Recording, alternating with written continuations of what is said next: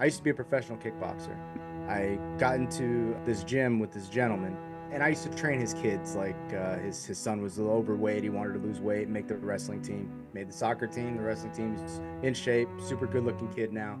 A murder occurred in 2012, Super Bowl Sunday. We were all questioned, about the son and all this stuff, right? I ended up selling my gym and moving to Florida to open up another gym.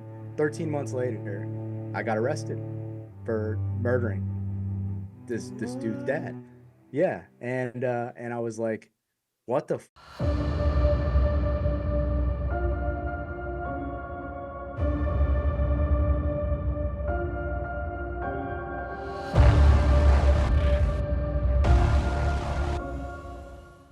Welcome, everyone, to Quest. My name is Misti Gaither, and I am so happy that you have chosen to be on this journey with me into the true crime and the paranormal.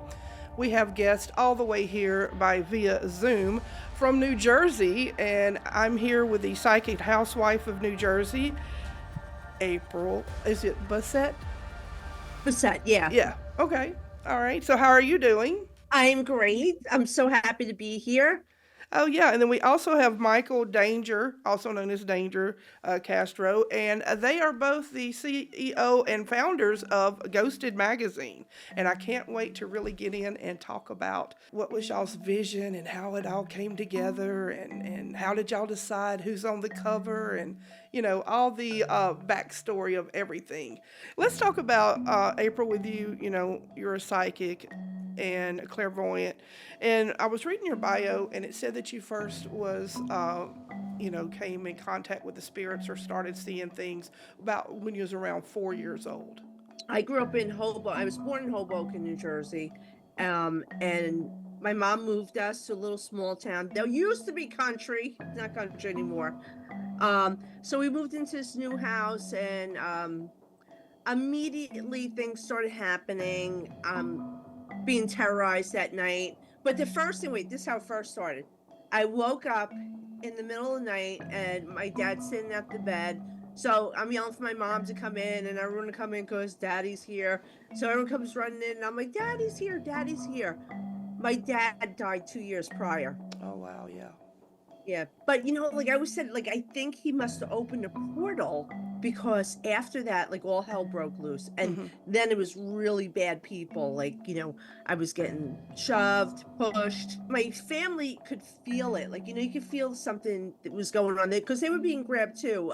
We're all being grabbed on the stairs. They wanted us to fall. Oh goodness. It started getting so bad that I said, I got mad, being Sicilian, I'm like, you know what? Even as a kid, I'm like, screw this. I started, fighting back with them. Around people, I started knowing things about them, not realizing what I was doing. Like I was at a bar and this girl's sitting next to me. I don't know her. And I turned to her and I said, who's Joey?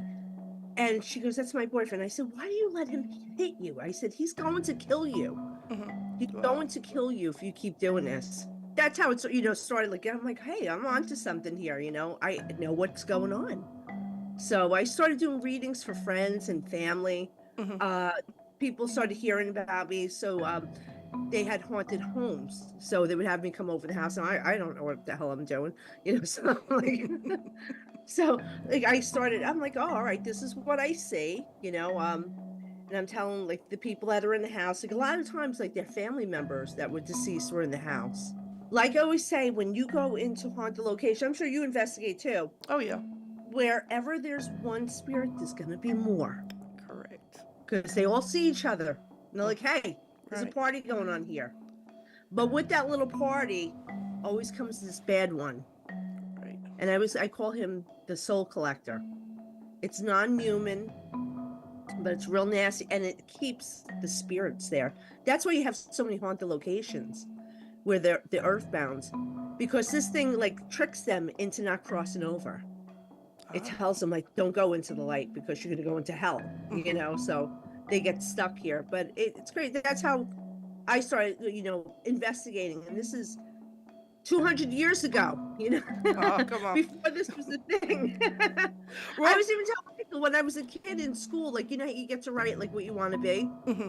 I wrote that I wanted to be a paranormal investigator because, I was reading Hans Holzer books. Oh, yeah. And he was a paranormal investigator. And there was actually a school in England that taught this, and that's where I wanted to go. Well, isn't that kind of cool that I was speaking with Hans Holzer? You were reading his book at a young age, and then you actually got to be on one of the episodes of the Holzer Files. I think that's really cool. Yeah, that was so cool. When the producers called me from Travel Channel, and they're like, "Hey, have you ever been to Lambert Castle?" I'm like, I'm a new mom now. So I was a new mom at the time, and I'm like, I don't even get out of my house. I don't even know where this is. And I can't believe there's a castle in Jersey, So, right. But as I'm talking to him, I said, wait a minute, wait. I said, I can tell you what I see there. I said, I keep seeing a woman in white that people are seeing, and they're scared of her. I said, she's looking for a man. I think it's her husband or boyfriend, whatever. So when I get there to go film, so I actually went to the castle after I talked. I said, let me go to the castle and let me see what I pick up there. The castle was closed. I'm walking around, and all of a sudden I hear a woman crying. And I said, oh my God, I know she's crying over, she lost a child. So now I do remote viewing. So as soon as I hear this, I'm in the room with this woman in the castle, and she's sitting on the bed. It's an older woman, black hair, and she's like, I'm not who they think I am. And I'm like, oh, I got you. They think you're the lady in white. You're not the lady in white. So now fast forward, I'm going to film, and the producers are walking me up the stairs, and as we're turning, there's a picture in the window of this woman in white. And I'm like, hey, that's her. Oh. It turns out it was Mrs. Lambert's daughter, Isabel, who died. Now, Mrs. Lambert, the one I saw in that room, lost 5 children. Now, remember, I was telling them, this sounds like a woman that lost a child. She lost 5 children, including Isabel. Isabel's the one that haunts that castle. But now they bring me up to Dave Schrader, and I'm discussing, I'm telling him, I'm showing the room. Now, I've never been in the castle, but I know where I was. And I said, that room over there, and he's like, it's a bedroom. I said, that's where the woman was crying. Cindy wasn't there. It was me, Dave, and Shane. Shane wasn't on camera at the time. Now the episode comes out, and I'm watching it. Now they're doing an investigation there. And the room I heard the woman crying, they actually captured her. And it was, you could hear it on camera. So all of a sudden they hear the woman crying from that room. And that was the room I told them that woman was at. Now, when you were talking, how, let's go back to when you were 4 years old and you first, noticed that you had a gift. Now, was it hereditary, or it just started at that time, or do you have someone else in your family who has the gift, or how did that happen? No, nobody in the family has it. Oh, wow. And either probably because they're all very, they don't like it, they don't believe in it. My sister, who does not believe in this, but will tell you stories, what happened in that house, and what happened to me, that she believes me, her sister, because if she wasn't there to see this, or what the things I was saying. Because I actually, one of the spirits that I saw, I was telling my mom, I came running down the stairs. I was laying in bed and watching TV, and all of a sudden, this guy appeared, and he was in a bomber jacket, and I kept closing my eyes 4 times, when I open up, he's gonna disappear, and I kept doing that, and this freaking guy didn't disappear. And as soon as I opened my eyes that 4th time and he wasn't there, I ran down the stairs, and I'm like, Mom, there's a guy in a bomber jacket, out to war. So she's like, oh, that's your father's Uncle Rudy.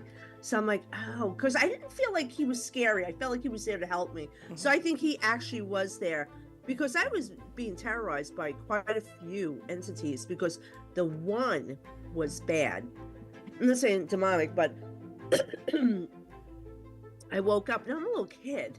I wake up, I'm in the dark, and I'm facing the outside of my bed, and I have my, night table, and I'm playing with my doll there. I turn over, and there's this black thing, this black statue, because it was stiff, with 2 red eyes. It was so painful because I was so scared. I went stiff, looking at this thing. And they kept telling me, I'm only saying it one time, but it said 3 times, I'm going to get you. It's like Beetlejuice, because I'm afraid it'll appear again. Right. Yeah, don't do it 3 times. But 3 times said that to me. So nobody would sleep up in that room ever again. Right. Yeah. So Yeah. because shit started happening, like the windows would open by themselves. We would hear a baby crying. Oh wow. You hear walking around. Yeah, it was really just, it was not good. And I got pinched up there. I was sitting on the floor and something grabbed, my flank of my back, and I had a big welt on my back. Yeah, when they touch you, that's a whole nother level of. Yeah. When they hurt you. Yeah. Michael's been touched. Well, I was about to say, how did y'all meet? You and Danger. Danger, welcome to the show. Yeah. It's good to be here. Yeah. So how did y'all? How did y'all meet? Yeah. So I used to run a location in Columbus, New Jersey. It's called the Old Columbus Inn. Built in the 1700s. Napoleon Bonaparte's brother was there. It played a pivotal role in housing soldiers during the war. I think it was the Revolutionary War. So it's a really old hotel, and it was completely gutted. The people that owned it just kind of let it go to waste. And I just happened to meet the owner of the property one day, and I was like, hey, you mind if we come in and do like a little investigation? We had a ton of activity happening. He let us set up 24-hour CCTV, take a look at it, and I was like, man, we really got to invite some people to come in. So I saw this, I think it was through Haunted New Jersey. I saw April on there, and I reached out and I said, hey, do you want to come and check the inn out? Honestly, I didn't know anything about her. I didn't look into her background. I didn't know she was a psychic. I didn't know anything about you. You responded back, and you brought a few people with you, and immediately right after they got there, stuff started happening. I think a little rock was thrown. April and I were standing 2 feet away from each other, just talking, and a rock hits her. Right. And I'm like, where did that come from? And we were just kind of freaking out. And then another person that was there caught an EVP. It said help us. On the EVP. It was interesting. It was very interesting that night. But that's really where I met her. We followed each other. Yeah, we followed. I knew he's a digital designer. He's amazing. Okay. Amazing. Well, that's what I was going to ask you. Did either one of y'all have any writing background, or has this always been a dream to have a magazine, or you just let's just do a magazine, just came up with it one day? It's funny because he's so talented, with design and everything. Mm-hmm. And I actually had the idea 2 years ago, and one day I'm just driving and I'm like, you know what? I think it's time. Because I remember telling my agent, I said, one day I'm going to start a magazine. I just don't know when or how I'm going to do this, but I knew he's a, digital designer. He's amazing. So I called him up. I think it was in August, right? Was it August? It was in August. And I get a phone call, and she's like, hey, what do you think about a magazine? Like, is this doable? You think a magazine is doable? And I was like, yeah, I think it's doable, and I mean, really, that's how the conversation started between her and I on the magazine itself. I was like, yeah, we can do that. Yeah, but you know what? Little do you know, Michael is like a genie bottle, So I tell him my wishes. I get home, we have a website. We have an LLC. We're all set up. And I'm like, what happened? That's how you do it. Oh my God. That is amazing. Yeah, well, you have to nail the idea down, And I tell him something. I'm telling you, he's on it. He's the guy that makes everything happen. You tell him something, it happens. He can do anything. It's like magical. And it's effortlessly. It's my Asian heritage.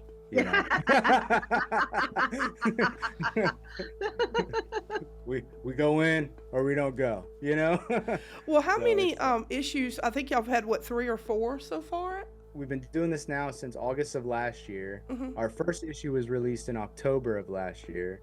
Our second issue came out in January, and we're actually working on our third now. Okay. So we kind of scheduled the releases around a couple of popular paranormal conventions.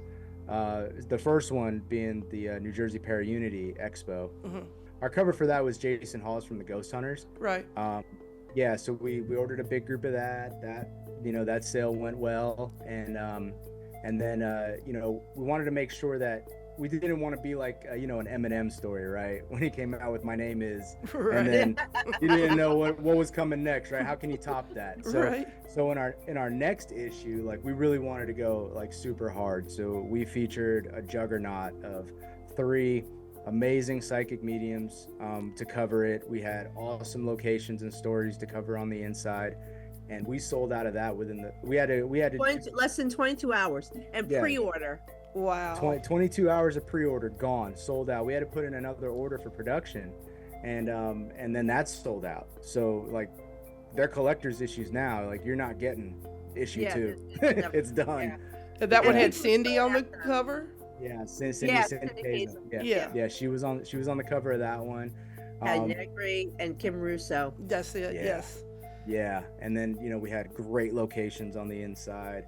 When we feature a location, we don't just kind of take people's words for it. We actually go to the location. Mm-hmm. We interview the owners or the guides. We investigate, so that we were reporting on our experiences there, and we're not relying on say Bob's story. We have our own stories and our own experiences.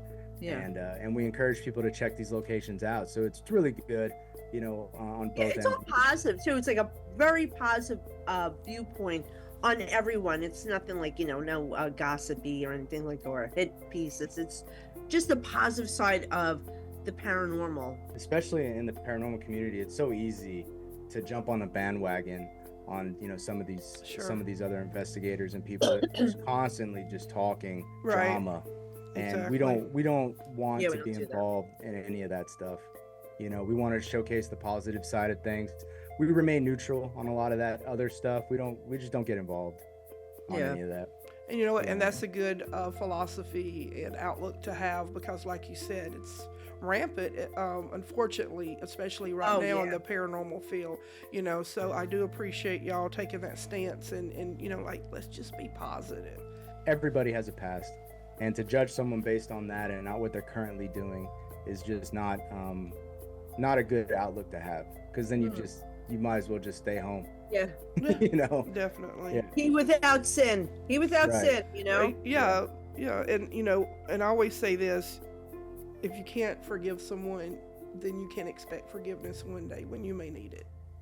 I have a hard time with that. Yeah, April's Don't tough. we all? I came up with a saying, but it's still hard. Crazy because I used to be, man, a little over a year ago, I used to fly off the handle on people, man. I used to go in. Oh my God, you're on so people. opposite. And now, like, I have to, when I have to send her messages, I'm like, hey, simmer down. Oh, you're the one. Listen, let me tell you something. If they're too far away from me, I'm on the phone because I want to discuss this, or I'm going to your house. I love it. Yeah, but it's funny because we're up here in the upper East Coast, and we have our own little echo chamber of drama up here. But I talk to people in Texas or California, and they have their own other biodomes of drama. Sure. And in each of these other locations with different faces, but it's all the same stuff. There's no more TV. First they were fighting who was going to be on TV, and now there's no more TV shows. I talked about that last week because I'm like, okay, I enjoy all the shows, of course, and watching them. And then that's the reason I got Discovery Plus. You would have a lot of them all in the same, the same thing. And then all of a sudden there's not hardly any shows anymore. And I'm like, it's not, they stopped it. Well, the Travel Channel was sold and they're just not making it. I guess to us it's important, but actually we're a very small community. Right. Like outside of our world, people really don't know half these people. But it's good. We think outside the box. So the people that in the next few covers has to do with paranormal, but we go a different route. Okay. So, because even my husband's like, well, you're going to run out of people. I say, oh no, I got it. Right. So we like to cover like the parallels of the paranormal and just like regular people. Even when we're talking to these, TV stars, they're just regular people, and that's how I think ultimately they like to be viewed.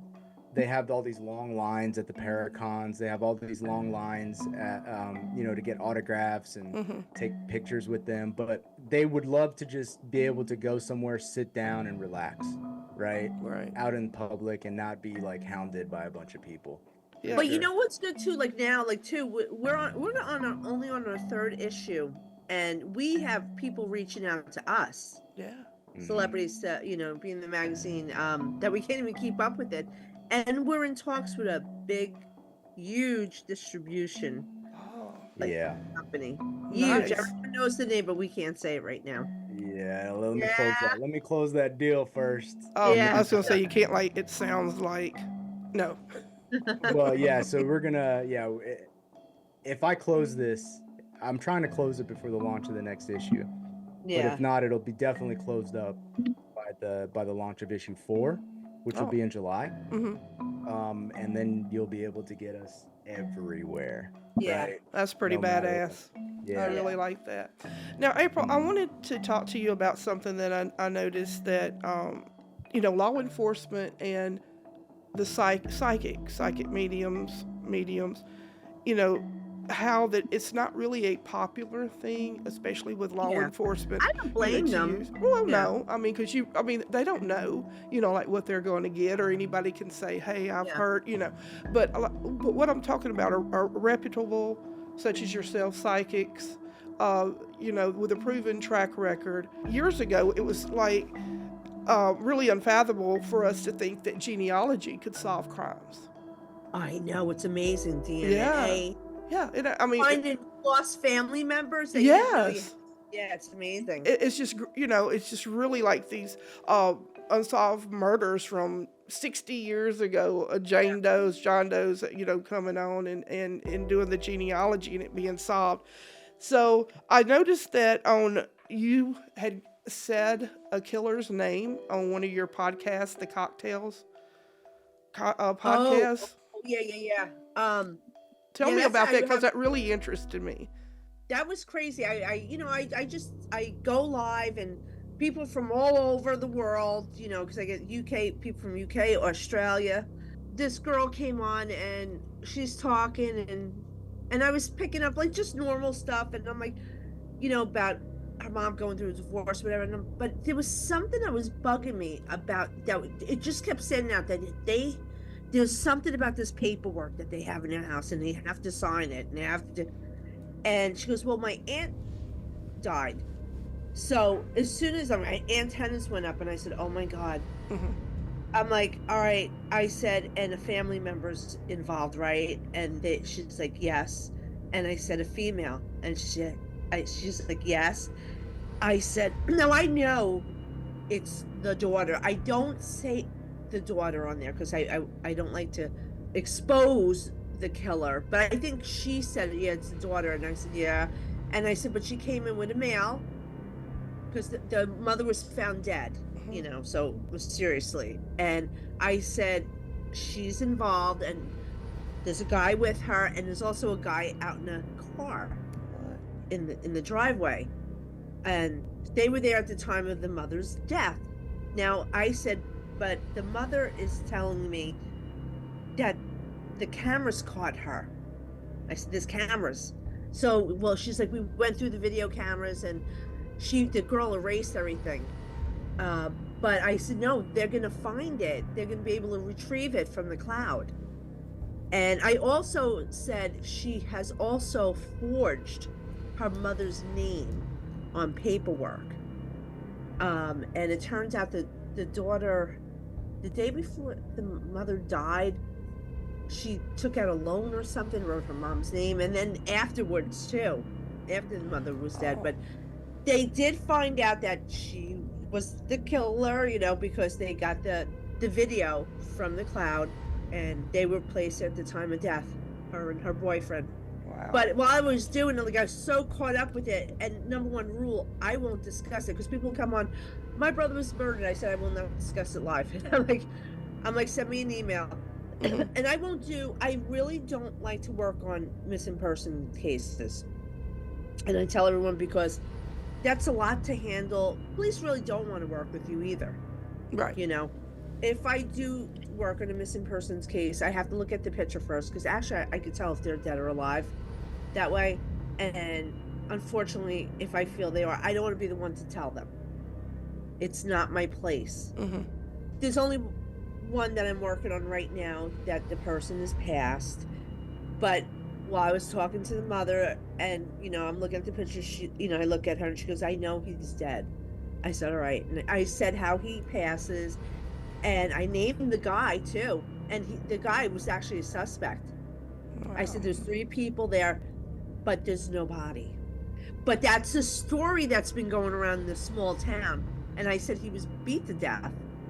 Where I see him now, I've been so busy. I told him, I said, listen, I have to work. I got to make money. Right. Got a kid in college. So, Say right, no more. like I'm going, constantly going. Right. So I said, I need time to sit by myself because I see it's off a dirt road, but it's well traveled. People there all the time. People hang out there.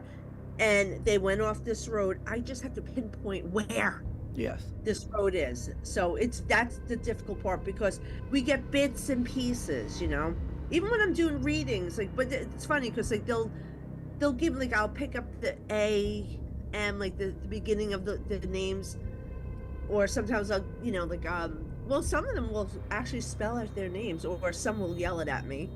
But anyway, so I have to really sit for this because I see the road.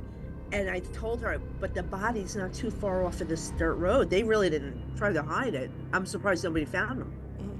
But I told that my stipulation is that you have to tell the police because of the fact, if the body's found, how did I know? Then I'm a suspect. Right.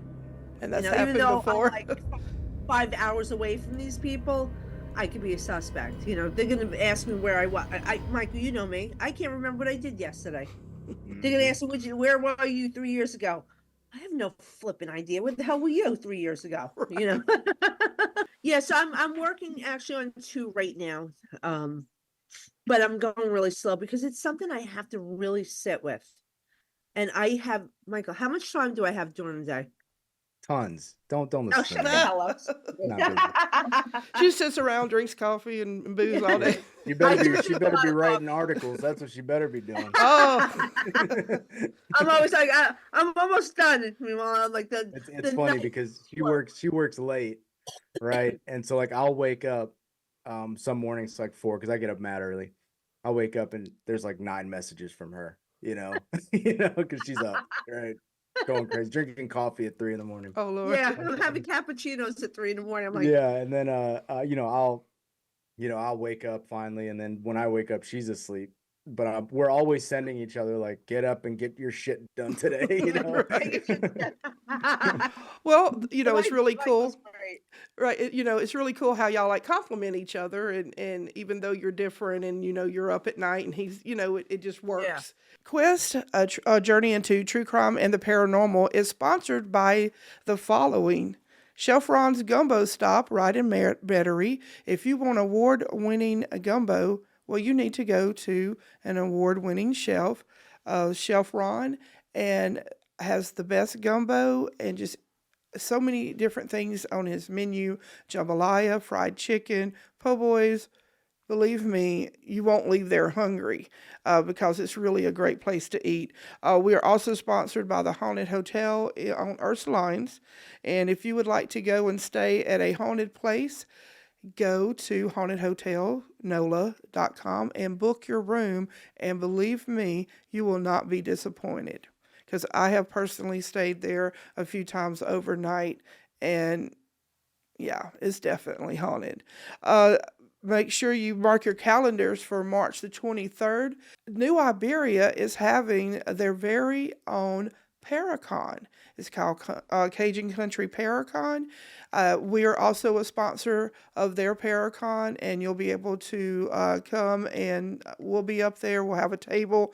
They have a lot of big name paranormal people in the paranormal field, paranormal stars, celebrities. You really won't want to miss that. You can go on to Eventbrite and get they have a few VIP tickets left, and that way you can go on to a investigation that night with a paranormal celebrity. So I'm really looking forward to that. And also, Louisiana Pizza Kitchen Uptown. Every Wednesday is Friends and Family Night. My favorite is all adult beverages are half off, even bottles of wine. So, I mean, it's Carrollton and St. Charles. You don't want to miss it. It's a wonderful place. They're even open on Sundays and have mimosas and Bloody Marys. So be sure to check out Louisiana Pizza Kitchen Uptown and Area 51 Gallery. Rocket, he makes these pins. He can make your business merch, anything that you need, something for your crew, your business. Be sure to reach out to Rocket at Area 51 Gallery. Maybe in the future, I got a good true crime story for you. Oh, yeah? Oh, It's a good one? this is crazy Now story. y'all got This me is all. fun. Yeah, I don't. Do you want to tell? Give a little. Yeah, piece? come on, You know, tell me. All you right. should So have Michael on by himself. Okay. So in 2012, Mm-hmm. I used to be a professional kickboxer, and I owned multiple gyms, and I got into this gym with this gentleman, and basically it was this massive old, like, you remember the old like, I don't know if you had them down there, the Hollywood Video, like big Yeah, video I store. know what you're talking about. It was a massive store. It was emptied. It was next to a Family Dollar store, and I rented half of it, and he did gymnastics, cheerleading coaching on the other half of it, right? That is, and I used to train his kids. Like his son was a little overweight. He wanted to lose weight and make the wrestling team, so I used to train his son, get him in shape, right? And he made the team, made the soccer team, the wrestling team. He's in shape, super good-looking kid now.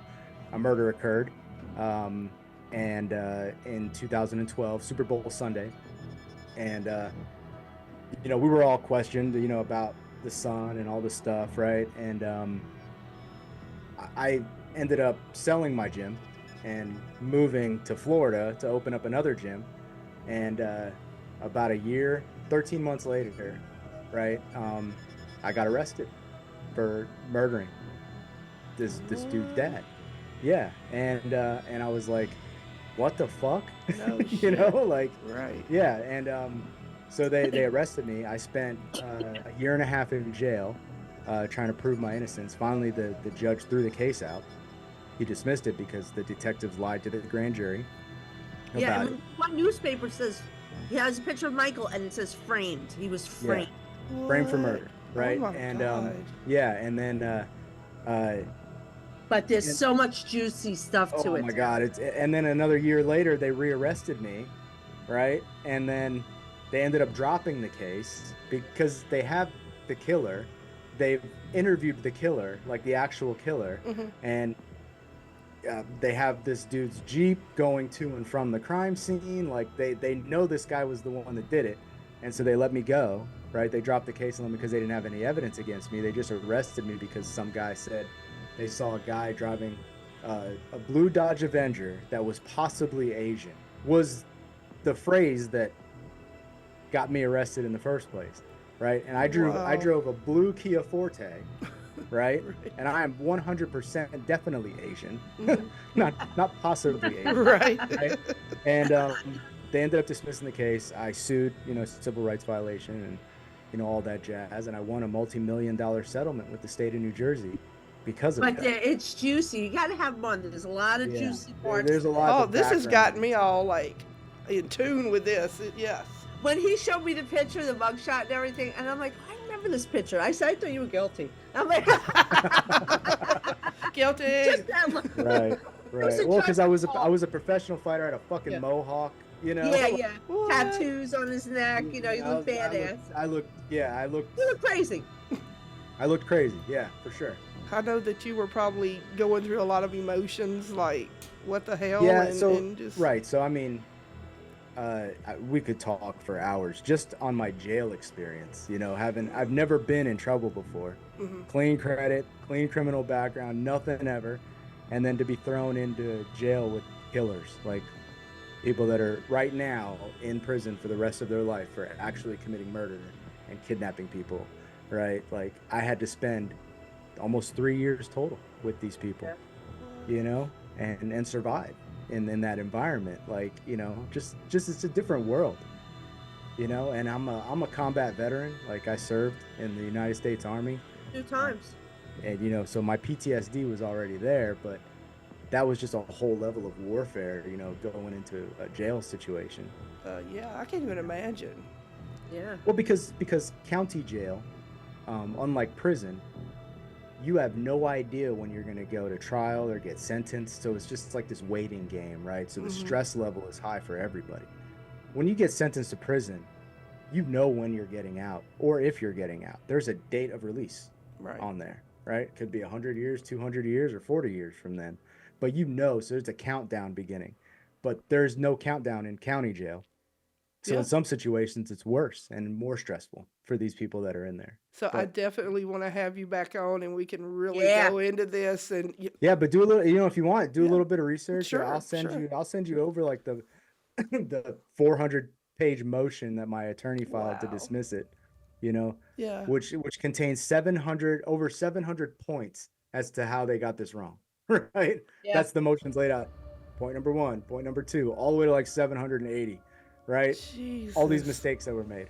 Thank you so much, April. It was really great talking to you too, and I'm just can't wait to see what else y'all are going to do, because I'm just so happy. Absolutely. Even though I don't know y'all, I'm just happy for y'all. Thank you. Well, we'll keep you posted. That'd be great. Have a good night, y'all. Thank you. See you. Thank Bye-bye. you. Bye.